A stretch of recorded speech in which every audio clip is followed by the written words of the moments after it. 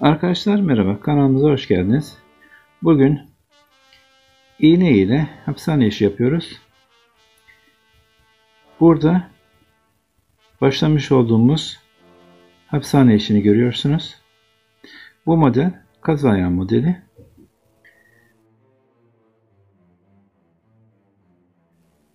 Bu aslında iğne ile hapishane işi modeli olarak tasarlanmamış. Normal tığla yapılmış bir model. Üzerinde çıkarılmış bir desen. Ama biz iğne ile bunu uyguluyoruz. Biraz farklı olsa da gene de bir desen ortaya çıkıyor. Ama bizim bundaki asıl amacımız bize ulaşıp iğne ile hapishane işi yaptığımızda ip bittiğinde nasıl ekleme yaparız sorusuna cevap bulabilmek. İki arkadaşımız bize bunu yapmamızı söyledi. Bizden istekte bulundular. Biz de bu nedenle ek yapmayı göstermek için bu videoyu çekiyoruz. Şimdi burada desende 8 tane beyaz boncukla başladım. Belli bir yere götürdükten sonra 8 boncukların arasına desendeki modeli şuradan itibaren yapmaya başladık.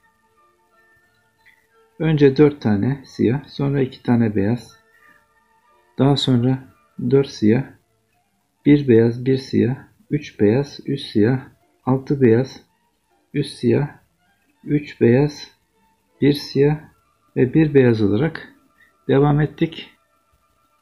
Şimdi tekrar 4 tane siyahla devam ediyorum. İpim bittiğinde de eklemeyi göstermiş olacağım. Boncukları diğer boncukların arasına sırayla alıyorum. Bir tane siyahımı aldım. İkinci siyahımı buraya yerleştirdim. Sanki peyote yapıyormuş gibi biz bunu boncukların arasına yerleştiriyoruz. Dördüncü siyahımı aldım. Bundan sonraki aşamada 2 tane beyaz var.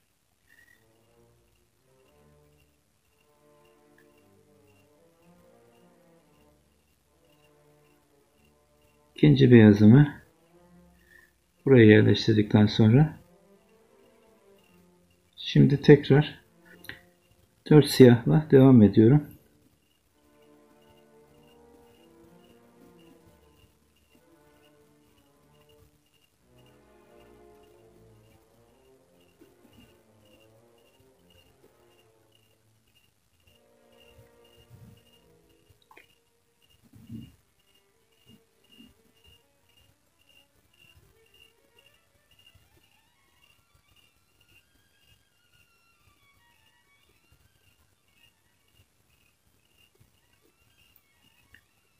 Dört siyahtan sonra bir beyaz, arkasından bir siyah daha var.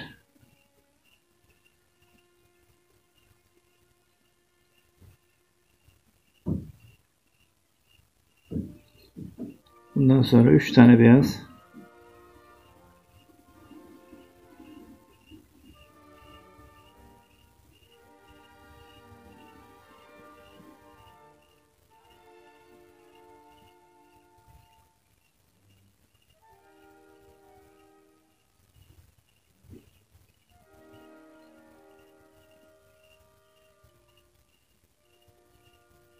Ardından 3 tane siyah geliyor.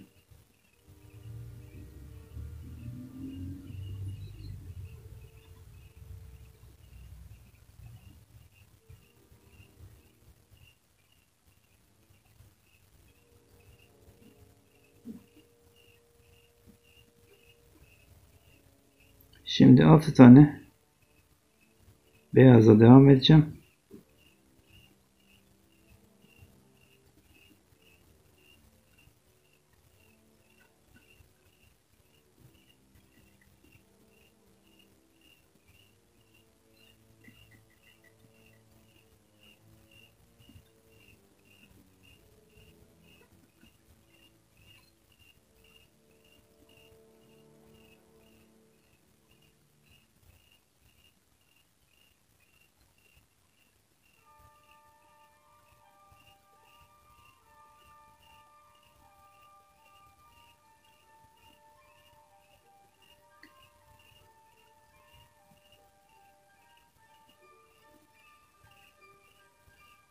Altı beyazdan sonra 3 tane siyahımız var.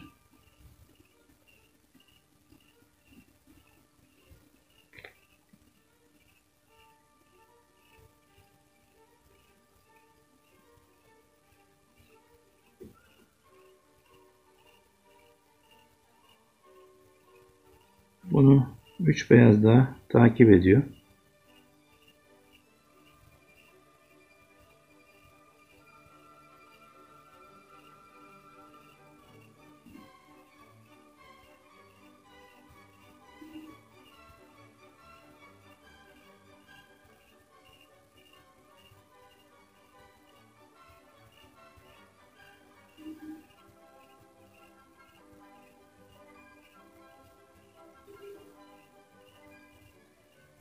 Sırada bir siyah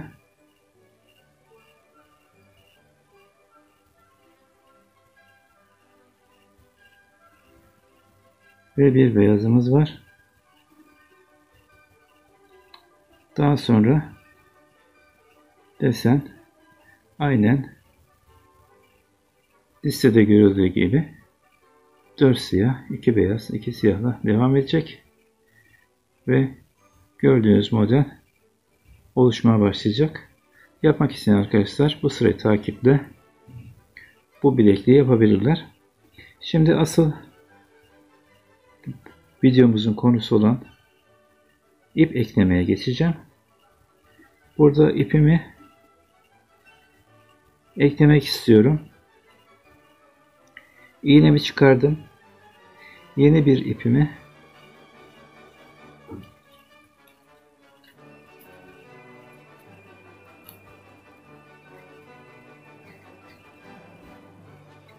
kesip alıyorum.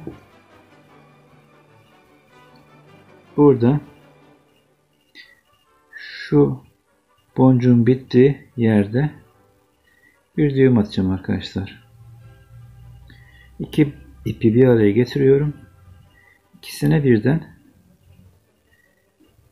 düğüm atıyorum. Ama bu düğümü tam boncuğumun olduğu yere kadar götürmem gerekiyor. Tam boncuğun önünde düğümümü attım. Desenime sanki ipimizde hiç değişiklik yapılmamış gibi devam ediyorum. İki uç dışarıda kaldı şu anda.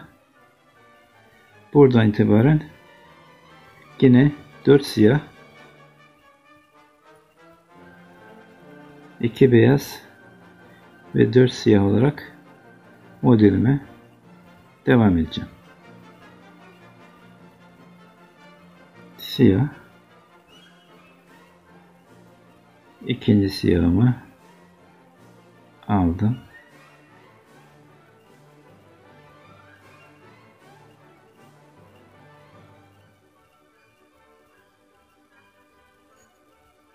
Bu dördüncü siyahım.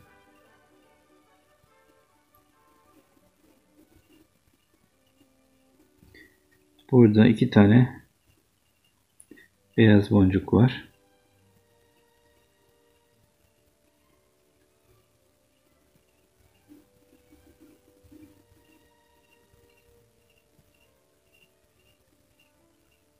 Bundan sonra yine 4 tane siyah boncukla devam ediyorum.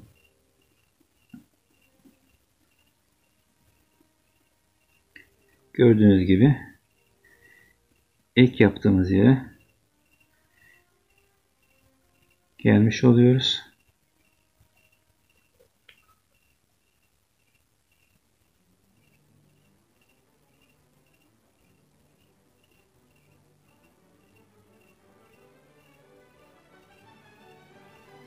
Düğüm modelin içinde kaldı.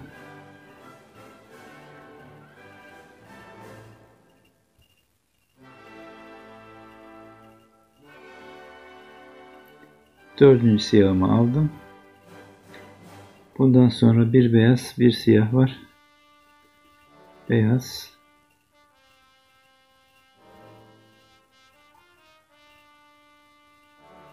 Siyah olarak devam ediyorum.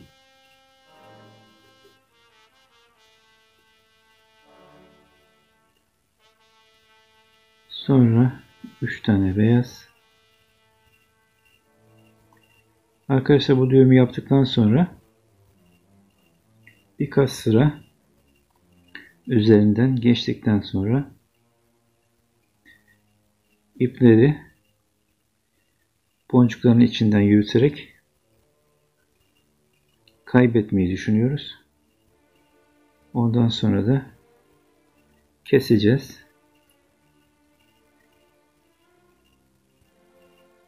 Üç beyaz arkasından 3 tane de siyah boncukla devam ediyorum. İpin birini yukarı doğru, diğerini aşağı doğru yutacağım.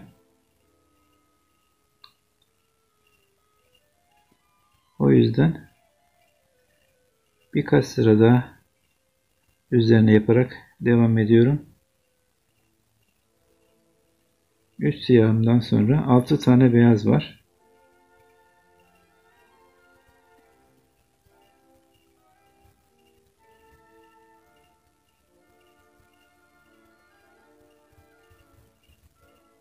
Aslında bu ekleri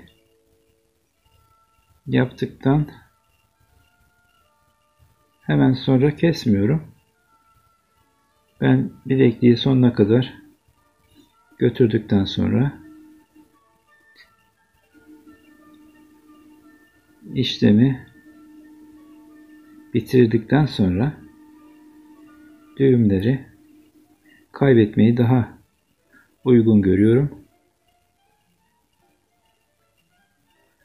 Burada 6. beyazda alıp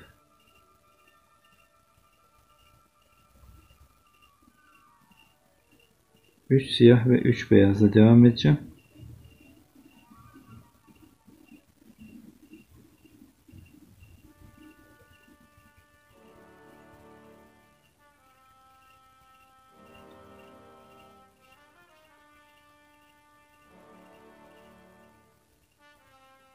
Amacımız ek yapmanın nasıl olduğunu göstermek olduğu için bu sıralamanın bitmesini bekliyorum. 3 beyaz, 1 siyah ve 1 beyazdan sonra bu desenim tamamlanmış olacak.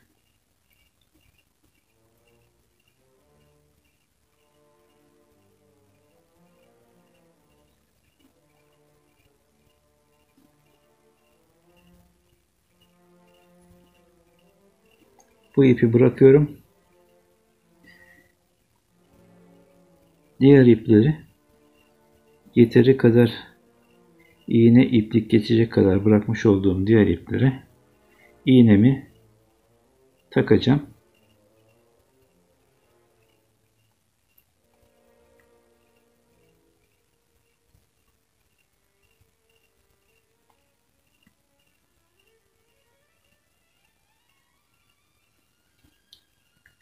Mümkünse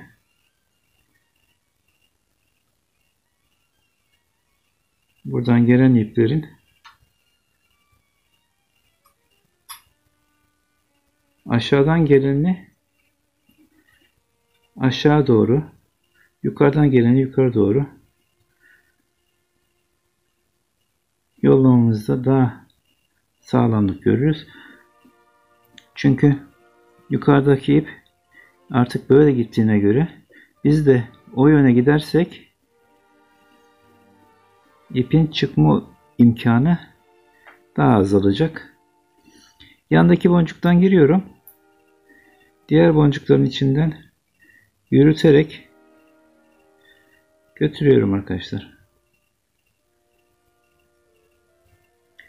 Gördüğünüz gibi bu ip kayboluyor. Düğüm burada kaldı.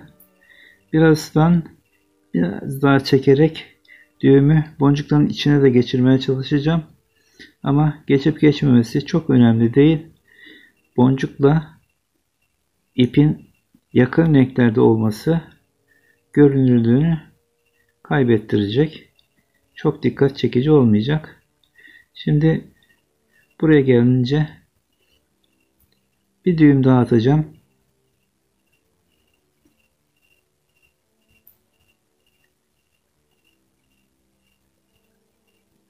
Öyle devam edeceğim ki ipin kendiliğinden çıkmasını engellemek için. Gene yürütmeye devam ediyorum. Belli bir yere geldikten sonra da keseceğim. Arkadaşlar bunu kestikten sonra içeride de bırakabilirsiniz. Ya da içeriden dönüp şöyle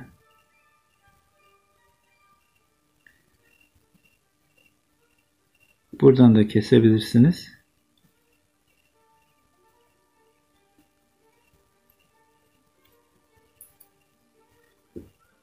Bu iple işimiz bitti.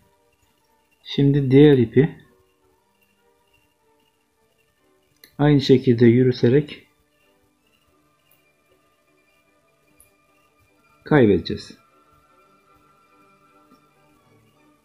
Burada dikkat etmemiz gereken yeterli mesafede ipi bırakmış olmamız.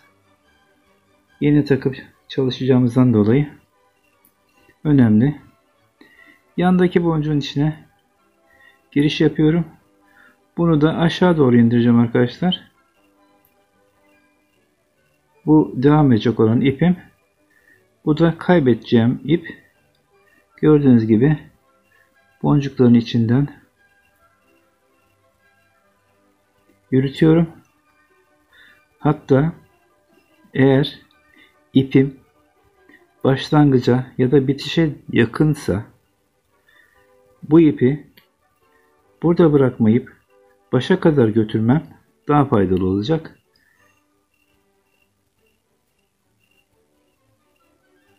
Daha sağlam olacaktır arkadaşlar. Yandaki boncuklardan, çaprazdaki boncuklardan yürüterek ipin kaybolmasını sağlayacağım. Onun için de hemen yanındaki boncuktan giriş yapıyorum.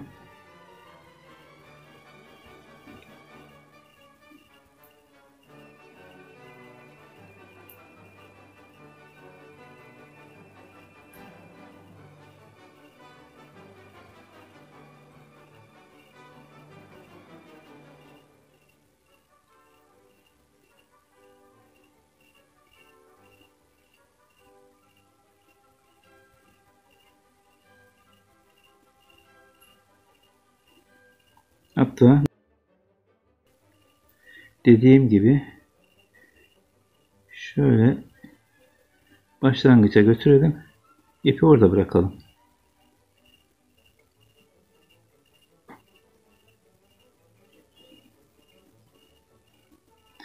Arkadaşlar bu yöntemle tığ içinde bile ipin kopmasında ya da bitmesinde ek yapmanız mümkün. Biz bunu daha önce denedik. Eşimin tığ işi yapmış olduğu bir hapishane işinde ipimiz koptu. Kopunca aynı yöntemi deneyerek düğüm atıp daha sonra dizili ipi tığla devam ederek işlemi bitirdik. Bu nedenle bu konuda video yapmış olmamız hem tığ yapanlar için hem de bizim gibi iğne ile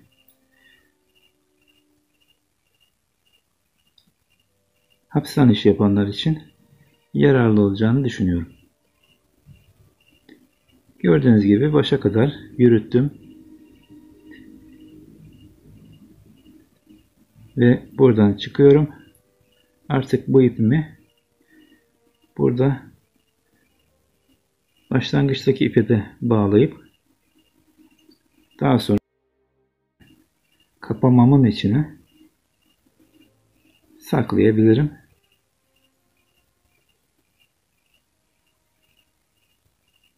Gördüğünüz gibi ipimiz eklendi ve kayboldu. Ve kalan işime eklediğim iple devam ediyorum arkadaşlar. Gördüğünüz gibi ip ekleme işi böyle. Bu deseni sonuna kadar götürmüyorum arkadaşlar. Umarım faydalı olmuştur.